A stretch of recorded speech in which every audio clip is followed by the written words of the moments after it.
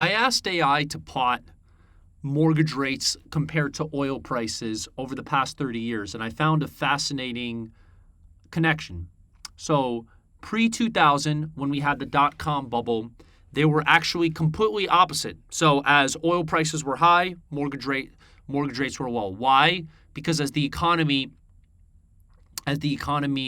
obviously went down, oil prices would go up, and people would also consume less oil, and the Fed, to spur the economy, would bring down interest rates to kind of incentivize the economy.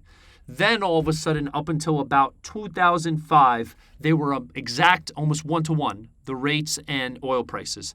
Then post 2008, they drifted far apart because of same situation. Post 2008, you wanted to incentivize people to buy houses.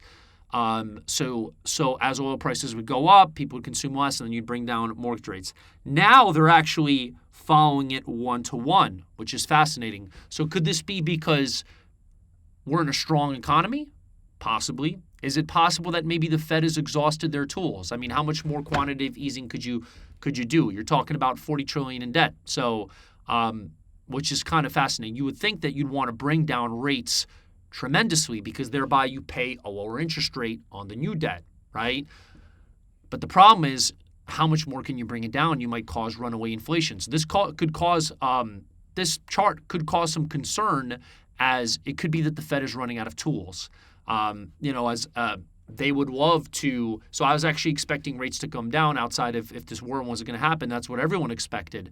But it seems like that the Fed can't bring down rates. I mean, there's starting to have some dissenting opinions at the Fed, and if they bring down rates, that would cause runaway inflation. If they bring up rates, it could cause the economy to drastically contract. You're already looking at certain companies going under, like Spirit Airlines. So I just think it's a fascinating trend to explore and see how it continues. Please like and subscribe.